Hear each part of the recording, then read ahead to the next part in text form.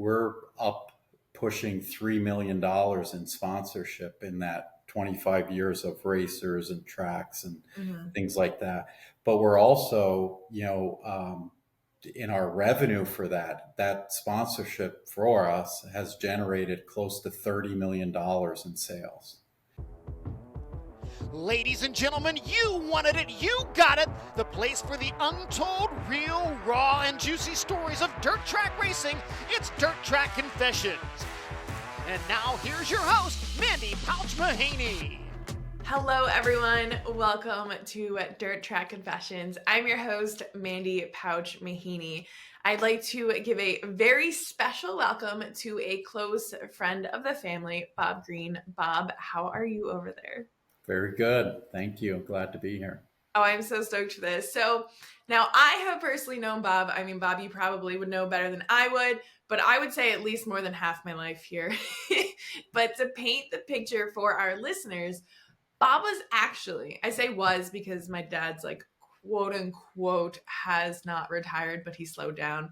But Bob was actually my dad's longest sponsor that he ever had, which is insane. Like that's pretty impressive, Bob. And, Bob's actually continued down the family line, all the way down to, being involved with my nephew, BP3, which to me speaks such volumes, not only, on Bob's dedication, but to his respect and support. And I mean, heck, even my brother and I worked for Bob at some point in time. I mean, Bob, if you really just wanted to adopt us, you could have said something. That's true.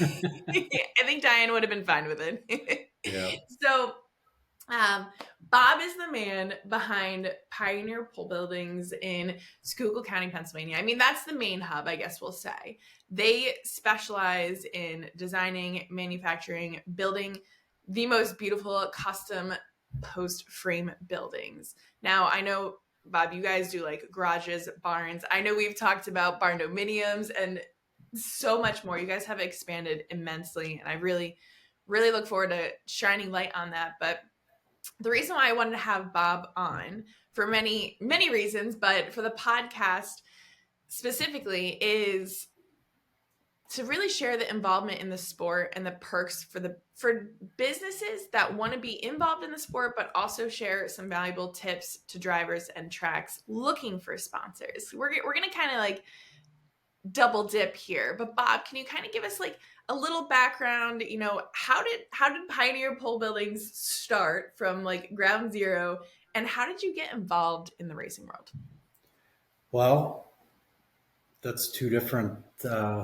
We could talk a long time on that, but yes. I'll talk about thinking about racing. So to really dive into my thoughts, I knew nothing about racing. So to think of when I was even introduced to dirt racing, I've never really shared this, but it's a connection some people would be aware of. But in 1982, long time ago, you weren't around then, nope. Mandee. But 1982, I met Josh Beaver. So the Beaver name's a big racing name. And we played football, basketball together in high school, graduated together. And I remember going to Josh's house and there being a room that had a pool table in, and there had to be 150 trophies all around that room that were all racing trophies. And I was like, what's all this racing? And, they say, oh, we go to Big Diamond and we do this and we do that. And that was my first, never saw a race car, just saw all the trophies and everything, and always knew Josh was gone on the weekends racing with his family. And then you fast forward to me from that to my first time getting into what we would say a sponsorship is we built a building for this guy, Billy Pauch, in New Jersey. So it started with him? No way. Yes. So really? We were in the midst of building it, and somebody came in my office and they saw, at that point, we weren't very big. We were in our first year in business. And I had all the jobs listed on a wall on a dry erase board on where we were going, when we were delivering it. And on that list was Billy Pauch. And I didn't know him from Adam. And somebody was in the office and they're like, oh my God, you're building a building for Billy Pauch. He's the best dirt track racer there is. And I was like, yeah, I don't know him. So as we're building the building, our guys on the crew were like, we're building a building for Billy Pouch. And so at some point they had mentioned to your dad, you should call our boss and see if he'll sponsor and do something. So your dad called, and and I said, yeah, everybody kind of knows you, you know, we'll give it a shot. So in '99 is when we first started sponsoring. We've been on his car, you know, from that point on in all he did. So, and that's where we started. So my first race ever was, I think, in 2001. Um, your dad invited us down to New Egypt, and I got a bus and took whoever employees would Did you go, really? and we went down there, and first race ever, dirt race for me and for many of our employees. So when we were there, he didn't qualify. So then, of course, I'm thinking maybe the guy we spot, you know, maybe he's not as good as they said.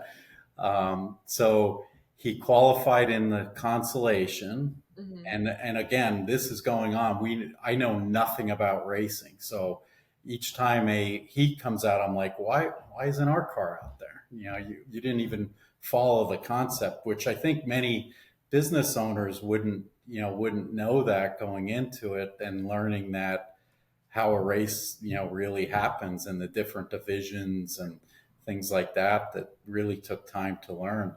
But he qualified in the consolation. The feature came out and he started dead last.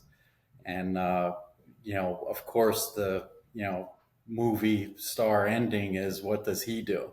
He comes all the way around and wins that race. Of course. Till the end of the race, he was passing cars every lap, and we're jumping up and down up in the booth, just watching this happen, saying, could this happen? Could this happen?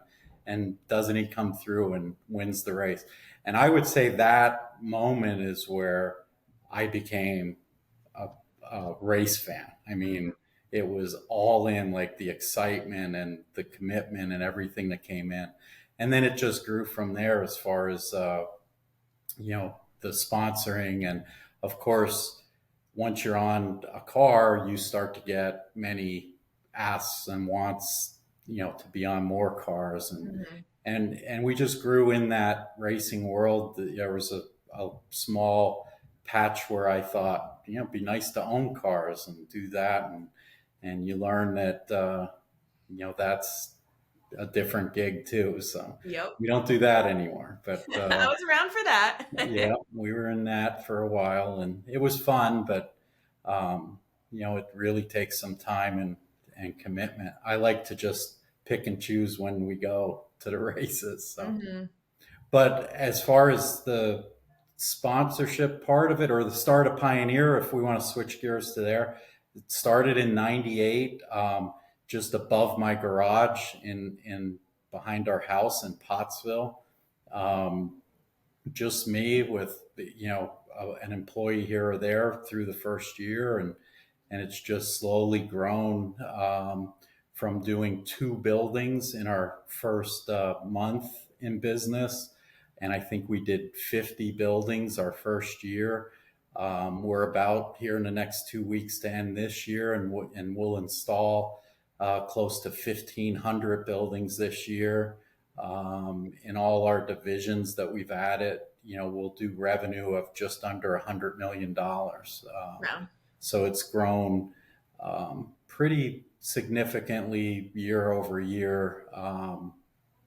And just, you know, we just continue to look to how do we go to the market better each year and make ourselves better, and continually trying to get better.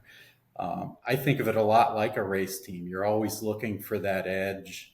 How do you get better equipment? How do you run better? What's the best way to do it? So, Yeah. you know, as we go through it, that's part of what we do.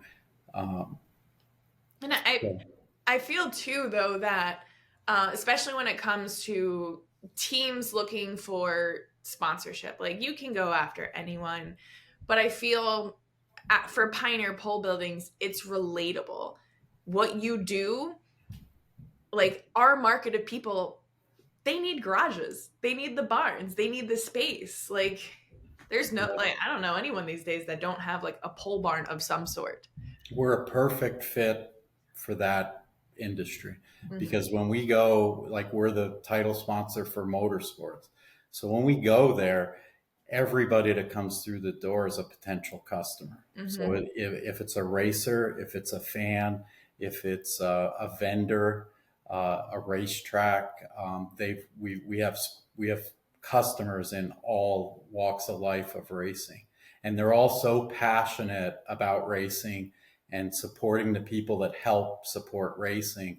We've seen that's part of why we're still involved as much as we are, is just because it's not because I just like racing. We benefit from the commitment of the race industry. They take care of the people that are there, and it's seen throughout in many ways. We have every year we have people that come in to buy a building, and they just say, I got to buy it here. If I don't, Billy Pauch won't talk to me, or so and so said, and they're just, they'll see pictures on our walls of race cars or different things. And it just sparks, something in every, couple of days. There's somebody talking about racing, and they're here because we sponsored this event or we did this.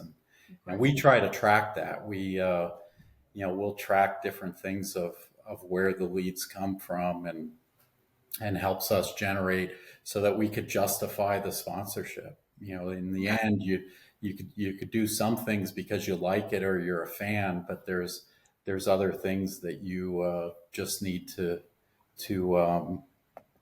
justify and make sure you keep track of. Okay. That has me curious is, speaking of, because you kind of just paint that picture for me real quick, is the motorsports show.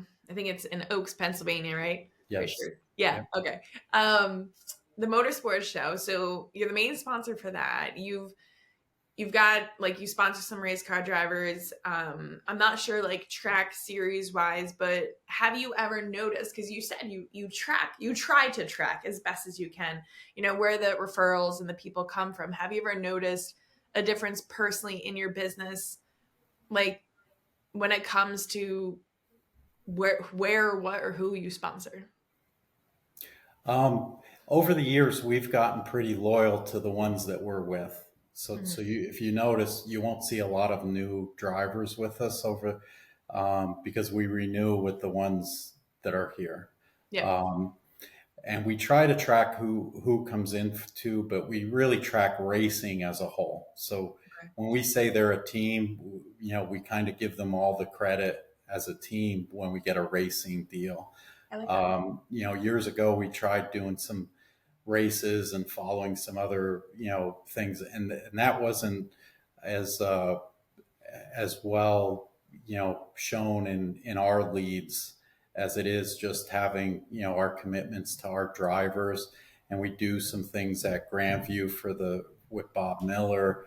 And we've done some things at Bridgeport with Doug Rose. And we years ago did stuff with Brett Deo. And we've come back from that that sponsoring the racings and put more commitment into the drivers. But as a whole, we track it, and I would think kind of like you say, if you say the unicorn, because, I'll share some numbers with you, and I'm sure there's not a lot of sponsors out there that do it, but in our 25 years or so, we're up pushing $3 million in sponsorship in that 25 years of racers and tracks and things like that. But we're also, in our revenue for that sponsorship for us has generated close to $30 million in sales. That's amazing. And that's a big, so you could look percentage wise, like, if somebody sponsored, if they do it the right way, they could, turn that into an equivalent of, if I commit to this, I could look to see some of this depending on the product. But our product it's pretty universal. and a lot of times we get people that we don't know that they came to us from racing till the building's done. Okay. They just come in and they say, I want to price, they never say, hey, I'm coming to you because I go to Big Diamond every week, or I go to Grandview, or I see this. Yeah. So, but when we get that, we try to still grab that and put that, in our system as a racing league. Yeah. And because I lean towards it. My sons might not be so much, so I got to justify it with them on when I'm writing these checks in the spring to all these racers. That at some point they're going to be need to be on board that the value's there. So yeah. And so it's funny because I'm learning stuff here along with the listeners, and one of my questions was going to be, have you seen a difference in the value of, obviously, like, I'm sure there are other things or avenues that you market yourself in, and it's not just in racing. So like balancing them out, have you noticed a difference? I mean, like you said, I think it was within a year of you starting your business, I think maybe if my numbers were correct, it was when you started actually sponsoring in racing. So there's nothing really to gauge off of from back then, but when you're involved in other things outside of racing, have you noticed a difference? It fits. It's a good. I always look at things as a piece of a pie. Like our departments are our divisions that we bring on to support the pole building industry. But in your marketing, you do the same thing. So we have racing actually as a slice of that pie, and then you have other things like we have different types of trade shows, fairs. Landscape shows. And so you go to a completely different demographic and area of what you do. In the last 3-4 years, we started to dabble just a little bit, sponsoring up at Pocono. Oh, nice. For that main. Now it's really just a weekend, but they do things up there year round, which has given us a different part of even though it's in racing, a different part of it that gave us some other types of buildings and customers, and even working with Pocono on a big project that they're doing in the next couple of years up there. So each part of it is a help, and then we just kind of dissect those to see when we're real busy, we might not do all the trade shows that we normally do because you got to staff them and do them. But we'll be at Motorsports this year and full bore, big display, all that. And at the same time, we're at other trade shows down in Baltimore, and we'll do stuff in Harrisburg, farm show and horse shows, and just every demographic that a pole building goes to. So that's amazing. Okay, so let's say we have a business owner listening. They're on the fence about getting involved in the sport. Obviously, there's like that 1% interest because they're listening to this right now, or someone shared it with them and they're like, all right, you need to be involved. They're looking to expand, whatever that looks like for them. What piece of advice would you give them that will reassure them? Obviously, the numbers don't lie, but to you, the first thing that pops in your head is, okay, as a business owner, why should other people be involved in the industry? Well, stepping back to what I said before, you get involved in something that people are passionate about. So my concern at the very beginning when we started to step up our sponsorships was, you know what, there's, how many people love Billy Pauch? Or I've even said this to Craig Von Doren. I said, we should sell shirts that say, I hate Craig Von Doren. Because, you got so many people that love him, but you got just as many that hate him. So why don't we double our audience, and you got a whole nother thing that you could sell to. But I said, are those haters going to buy from us? And guess what? They do.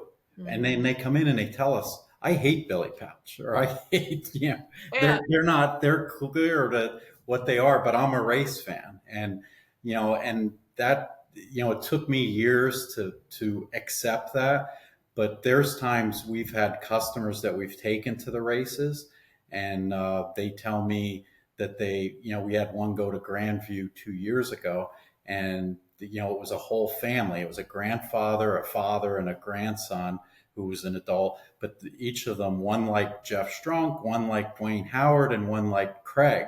Mm-hmm. And I thought, well, I don't know how Jeff and Dwayne are going to be, but I'm going to ask them if they're okay with meeting them. They were completely awesome for us to take. So, I mean, you have that, even though these guys are all competitors, they were so supportive of this person, this customer of ours that we're trying to get to buy a huge project. And, they helped us basically sell that building by allowing us to come in, talk to them, and get a picture. And, and we don't sponsor Dwayne, we don't sponsor Jeff, but, they're a part of, we don't wish them bad either. So, and we saw that same thing in them helping, and just meeting these people and just being, very, very nice, very helpful. So, but I guess I got off track on your question on getting at, but that's a big thing, is that you're getting into something that, people are passionate about, and being on the car is, you're exposing it to the people that come there, the people that own the track, work at it, and other racers, because other racers see it too. Yeah. So, it's depending what market you're going to and what you're selling, you got a wide audience of not just the people seeing the track. And if that answers, I don't know. It does. It does. I feel majority of the fans at the races, they get it, because with Mike, he has the people we race for, George and Julie Huddig, they have dealerships. And so they don't compete with you, but they're people that are like, oh, the amount of people that have asked, like, oh, we need to go get a new car. They drive up to our dealership because they understand, like, helping us, it helps the sport. It helps them. It helps the fans. And it's like, oh, you want a new, I don't know, stovetop, you want a new fridge. Okay. Well, what appliance center sponsors a race car or sponsors the racetrack?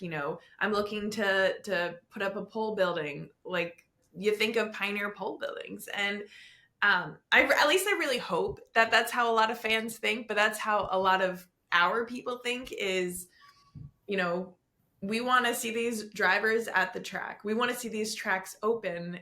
Why not support those that are supporting them? Right.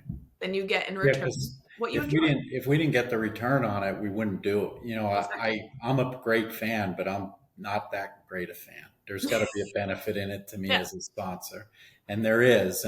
And sometimes it's hard to track that. But if you have an advertising budget that you're putting out there, and it's no dig to the papers and different things like that, because they all have their spot. But you run an ad in the paper and somebody looks at it, they might cut it out and keep it, but most times they read it, and it goes into the garbage, and when you're on a car, it's going out there, you're getting the exposure week after week, and it's going down the road, and there's just, you're getting more for your buck when you really put the dollars to the amount of exposure. Mm-hmm. So let's turn the table just a little bit from the business perspective. I mean, we've just been talking business, but what would you feel catches your attention most when a driver or track or whomever, when they approach you for a sponsorship? Obviously, like we've discussed it, you're committed, you have your people, like, you're set in stone. But let's say you have a different business, or you're wearing a different hat, something of some sort, Bob. What catches your attention most when people reach out to you to be like, oh, okay, like, sponsor me, and what? Well, so we still get requests. Oh, yeah. And when I say we get requests this year, so we have, if somebody calls us to want to request, because we have so many things going on, we ask them to be in our budget for, so right now they have the month of October to submit their request. And then through November and December, we look at that, we renew, are we losing any drivers, or do we have any openings? And then we look at that, and we let them know if we're bringing them on for next year. But those requests come in, and they're all over the place, from just filling out our form to actually taking the time. What I really like is when they take the time and they submit something that has the picture. Plus, they ask what they want. Sometimes they just send it and they say, whatever you'll give. Right. And they're probably learning, in what it is, but the people that are really doing it right Are you enjoying this episode, want even more, or want a closer connection to the DTU fam? Join us over in Club DTU, where you'll receive early access to all of our podcasts, live race day updates, exclusive content, special merchandise, discounts, a community chat, personal recognition, and so much more. All inside one place, Club DTU. It is, but the people that are really doing it right are given, the information that a lot get it. It's all the same information. This many people come to the races. This is how many times we'll race. And it's showing that they're going to, give you this kind of exposure. But a lot of it is too, what are you going to do? What are you going to do to promote that cause of that's going to sell me buildings? Yeah. That's, we're in it to, help people. We help a lot of people, but in reality, we can't do that if we don't sell buildings. So what's it going to sell? That's what I like to see. And some do that. They'll send pictures and outline the things that they'll do, and the things that, if we give them the chance, they'll do this. And a lot of that, all of ours already do. If we call and ask if we wanted to have a race car show here, I think every one of our drivers would bring a car. Absolutely. Whenever we've asked, they all do. And we try to limit that to what it is. And, that's why we're a big sponsor of motorsports. It's that one weekend that, we could show it all off. And then we say, you go do your thing. Just when somebody asks you, you give them our number to call. So, of course. And I feel like I think we actually discussed this before we hit record, is like when it comes to sponsorship proposals, right? Like, so we're talking to the racers right now. When you kind of touched on a few pieces, but what I always thought of was, okay, when I make this sponsorship proposal, I want the person, like I want Bob to understand who I am, what I stand for, what I can bring to the table for him. Because there are so many people out there that create sponsorship proposals. They send them out and they're like, I hope something sticks. And it's like, well, did you focus on like what's in it for the other person? What are you bringing to the table for them? It's not what can Bob do for you. It's what can you do for Bob? Do you feel like people are catching up with that? I hope. I mean, do you feel so. Yeah.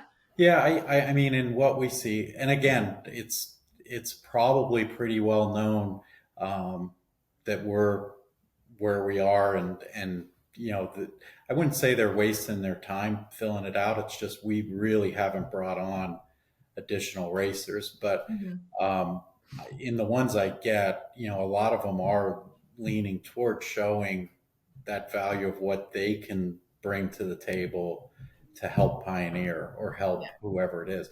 And that's a big part of it, because yes, if I'm the racer, I need sponsorship, but to get that, I have to, there's got to be a value, because you're selling yourself, selling your race team, and saying what you're going to do, how many races you're going to run, and this is what we'll do, and we can do this and we could do that. But you also got to be able to do it.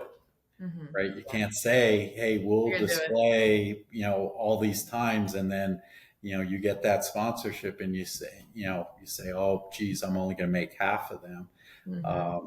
It's being able to do what you say. Okay. Which that actually is my next question, Bob, is have you ever noticed any over your 25 years? I'm sure there had to have been some, I guess we'll call them like mistakes. Have you ever noticed any common mistakes that people make, whether they like you're partnered with them already, or they're reaching out to you? Are there like any red flags that have ever happened that you're like, okay, don't do this? Oh, that's a good question. We've sponsored a lot of racers over the years, and I I can't think of any that I regret. But there are some that you agree that you're going to sponsor for this this amount, and then you pay the check and they're gone. We don't hear from, till next year when it's time for a check again. And not many, because I think, like I said, the industry, the racers are also very, um, thankful that in what they get, because it doesn't come easy. They work hard for it. But I would, if any suggestion I would make is, keeping that update of sending, and we have a great, in our team, we have a great job in doing that, where they keep us updated on, hey, we won Saturday, or hey, here's how we did last month at these couple races. Here's where we're racing. We've been sponsoring Jonathan Swanson and David Swanson for probably 15 years, and they're out of New Jersey. And I get an email from John every week. Here's where we're going. This is what we're doing. He just keeps me updated on every step of the way of where he's going. And sometimes I don't reply back. Sometimes I reply back, good luck, be safe. But he is consistently saying, here's where we're going. This is how we did last week. And, I think that's a big part of, just staying in touch in a subtle way. I know I can't take a phone call to review how a racer did all week. Or do I expect it? But just staying in touch, saying, here's how we did, here's what we're going to do. And there's always is there anything we could do? We have a car show in October. That's an actual car show, not a race car show.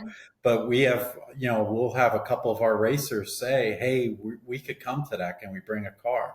So, they, even though we didn't ask them, they reached out and said, hey, is there something we could do, or come up, and they do that. And I think that's a big part of them staying on the team. They know we've gotten a feel over the years of how they could help, and they're willing to do that. So I think that's amazing. Yeah. I bless Bob, because I'm listening to him like, we should be doing that, but that's one more thing on my plate. I'm gonna have to hire someone to email you. Well, Billy we stay in touch. Okay, good. And they're not always professional text messages. No. They could be ribbings. I might text him more when he loses than when he wins. I think and that's the relationship that you guys have built, and I love that. That's amazing. So that actually has me curious, is like, I mean, you just touched on that, is the common etiquette of someone spent their money on you. It's keep that relationship, keep in contact with them, let them know what's going on, because you're busy. There's no way that you're like, oh, how did so-and-so do this weekend? Like it's hard to keep tabs on that stuff. So what would you share, would be a good piece of advice of building those relationships with your partners, not for you, but as a race car driver? I mean, you kind of just touched on it, but is there anything else? Yeah, that's what I would say. I mean, getting a feel for what that sponsor want, maybe they want a phone call and to talk, to have that connection. I don't want that, but maybe somebody else, they might want that. I like to see the emails. We give them direct access to our marketing manager, so they could send updates. We also offer, if they got something going on that they're promoting, different things for nonprofits or different things like that, where we are on top of that we'll share in our social media and the things like that to help promote, what they're doing to help them.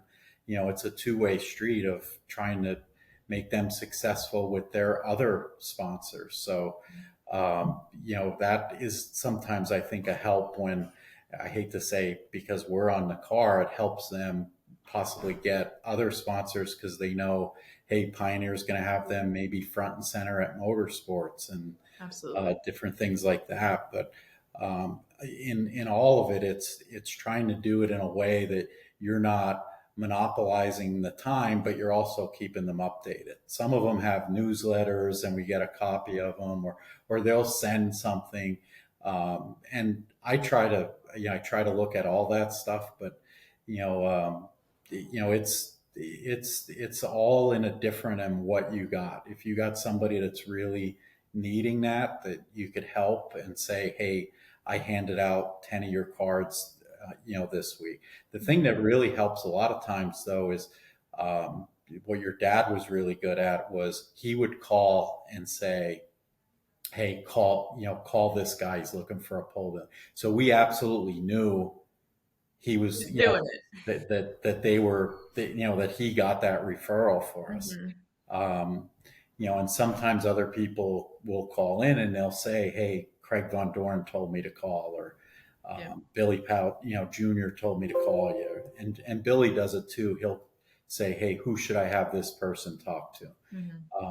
And that's always a plus because, now you got that interacting saying, even if it's just a little voice in the back of your head saying, that sponsorship, that works. Yeah. But, we've just built it so many years. Even if we weren't sponsoring the Pauch family, I think they'd still send people our way to, we're just, it's just been something that just becomes a part of us, so when you get so far into it, with long term, it becomes a part that you're a part of Pioneer, and we're a part of that race team, so. It amazes me, not just the reputation, but like the respect that you have built for your business in the racing world. I mean, Bob, does it count if I refer myself? Because like I'm still waiting. I want to build a barn dominium in the worst ways. It's gonna happen, and it's gonna be a Pioneer pole building house. Hold me to it, okay? But well, you'll have to keep an eye on. So we're just about to break ground on a barn dominium for Freddie Raymer Jr. ooh, And it is amazing. yeah. So, and we're kind of setting up to have the marketing of it. Freddie's agreed to allow us to interview him through it and just keep track of it step by step. So everything's submitted for the permits, and I would say we're, in the next, month or two, I would hope. I haven't kept completely in tune with it, but I think we're real close to getting started with it. But I did review the plans, and it's absolutely beautiful. So okay, so you build that for Freddie. Get the what do you call it? Like not that you guys are gonna mess up, but the bugs out. Yeah, get the bugs out of the way. Thank you, Freddie. I will talk to him at Motorsports and thank him for this. And then I'm going to say, let me see what yours looks like. And I'm going to build mine like a little bit bigger. I love that. They need it because I think they've been living in a motorhome for I don't know how long. Oh, yeah. Oh, my God. Yeah. It's beautiful. It's, I try to stay out because I get my fingers into things and make it more difficult for everybody. But our sales team and, they've been doing a great job, and I just happened to walk by and saw the plans out on the table and looked at it, and it's going to be really nice, nice. So, I can't wait to see it. Well, I'm glad you're tapping into that. Like that, those are huge these days. Yeah, and we've done quite a few already this year. We're finishing one up in Stroudsburg that's just beautiful. So, so it's more and more becoming the norm, and we're adjusting to fill that in. So. And you can offer it, which is cool. Yeah. Yeah. So, all right, let's talk about you, Bob. We're gonna talk about you real quick. What I feel. I mean, we discussed everything. I mean, there's plenty more, but I feel like you are everywhere. Everywhere. You're just everywhere. And so, what would you say like a normal day or normal week looks like for you personally? Wow. Yeah. It's always different. Yeah. This morning I got up and committed to taking my grandkids to school. So we did that to two different schools, of course. So It was a little longer, but it's different with us. So we got 8 different divisions. So there's times that I'm at a different, we used to run everything out of here, but now we have multiple buildings. Mhm. So I might be in Hazleton at our door company for different things, and just moving around wherever I flow, so to speak. But most of my time spent right here in Schuylkill Haven, and just handling things as they come through. We have just under 300 full-time employees, so it's you That's a know lot. it's a challenge just to make sure everything's moving right along. Wow. Last night we were here for there's a nonprofit here in Schuylkill County called Big Impact. It's a part of like Big Brothers Big Sisters, and we set up to make sure they all get Christmas gifts. So we did a holly trail through Pioneer's properties here, all through, and weaved them around and decorated it. And each division had a stop. So a stop, Arc Reynolds had candy canes, and That's then cool. On Deck Concrete and Penstar Concrete was giving out candy. And then they went around.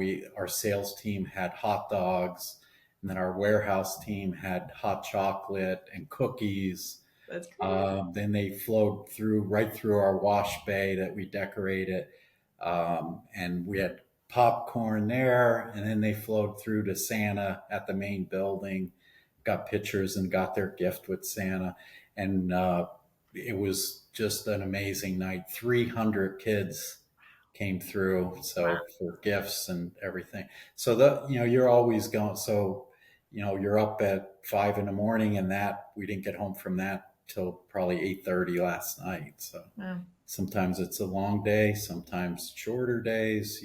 It's everybody says it's good to own a business, but they ask me what I work. I said I punched in 1998 and haven't punched out yet. So Yeah, I believe it. Well, can you share with our listeners, because you offer more than just pole buildings, right? So can you share with everyone like what can they get from you if they're looking? What do you have? So let's see. So I don't miss anything. So Pioneer was our first. So we started the pole buildings in '98. Our first venture of trying to support that role was Arc Rentals. So that's a full-fledged rental company in Orgsburg, PA. It rents all kinds of equipment, party rental, and they service Schuylkill County, surrounding counties, and sometimes they'll dabble out even a little bit further. But Pioneer needed all this equipment to build buildings, and half the time it was sitting here, and we just utilized it by putting it in the rental fleet. That started in 2001, so it's very successful. And then we added Alpine Building Supply, which is basically a lumberyard hardware store that's able to buy all the lumber and stuff a little better than Pioneer was buying it, and supply all the hardware. So that's right next to Pioneer. Like you said, when you drove by, people ask me if I'm buying the whole highway from You are. county end to county end. Yes. But so that's right next to us here. Our next one that we added was Pioneer Metal Roofing. And that's something that your area up in New York, forever, they've had metal roofs up there for probably 100 years. As you came south, it really turned into the asphalt shingle, world, and you didn't see much metal roofs. In the last 10 years, that's changed. Yeah. Asphalt shingles aren't made as well. And metal roofs have become, attractive and a good thing to put on houses. And, they're economical compared to the shingles, and they last a lot longer.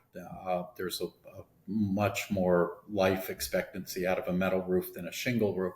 So we put that whole division on. So they put roofs on houses, they re-side barns, and just anything metal that needs to be kind of reconstructed, they can do there.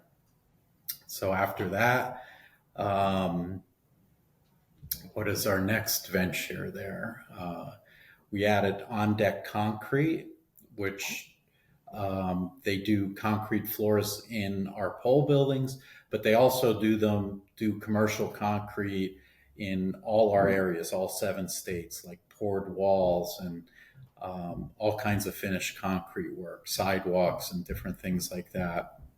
Been very successful. We got that's going about 3 years now. Our newest venture was just last year. We added what's called Penstar stone and concrete. So that's the stone veneer that you see on the fronts of office buildings, pole buildings, houses, all the stone work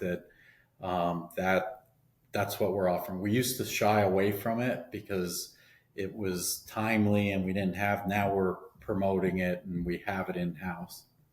And then that division also has metered concrete, which is, you could buy up to 9 yards of concrete and they don't make it until they get to the site. Mm-hmm. So we got that for the pole buildings, traveling, and also for local, for things around here. So I hope I got everything there, but because if any of my employees watch, they're going to say, oh yeah, I forgot F&L doors. So the door company, that's a big one. So we just bought to open our 3rd location for F&L doors. But their main business is in Hazleton. That was a company that was our vendor from day one. They've been in business 52 years. The owner, Brian Lucas, stayed on, and him and his wife are still working with us. And we grew that when we bought it. They did about $3 million in revenue a year. And we've grown that to this year, we'll do just over 10 million in revenue in 3 years. So that's amazing. It's a big opportunity there for that business to just grow. So we're opening our 3rd location probably in the spring. We bought the building 2 weeks ago in New Tripoli, PA, which is down by the Allentown area. Mm-hmm. But I think that's all of them. I got them all there. So you're a one-stop shop. I like it. We're trying. So what else can we offer? So, okay. I mean, I love this. I love having you on, Bob. It's amazing hearing everything, but I know you pretty much, you built yourself up this incredible businesses, plural, from nothing essentially, which is beautiful. As a fellow entrepreneur and anyone that might be listening, what words of advice would you give someone who is trying to build up their business? I mean, they could have any business out there, any type of business. And I know there's like the highs and the lows, but what's one solid piece that you're like, all right, everyone needs this? Well, just on me, that anybody could do it, because I came from a poor family. I was the oldest of 7 kids, went to school getting free lunch and, didn't really have anything to, neither of my parents went to college. So, the factor is just wanting to be committed to something. And there's a lot of luck along the way. I think, there's times I've said to people when we make mistakes, and I tell them, and I'm serious, I say, if we made this mistake my first year in business, we'd be out of business. So there's luck in it, but it's not easy. You got to just put the time and the effort, be committed to it. And, the thing that's really toughest on me is you got to be able to overcome criticism, because people are not happy that you're happy or successful, right? So they're going to criticize you, and you got to be able to, and I listen to all those criticisms, because I do what I call the good old self audit. Is it factual? Are they telling the truth that I'm, not a good person? Mm-hmm. And people say how good, I am, I'm tough to work for. I'm demanding, but I am understanding, and, I expect us to do something as a company.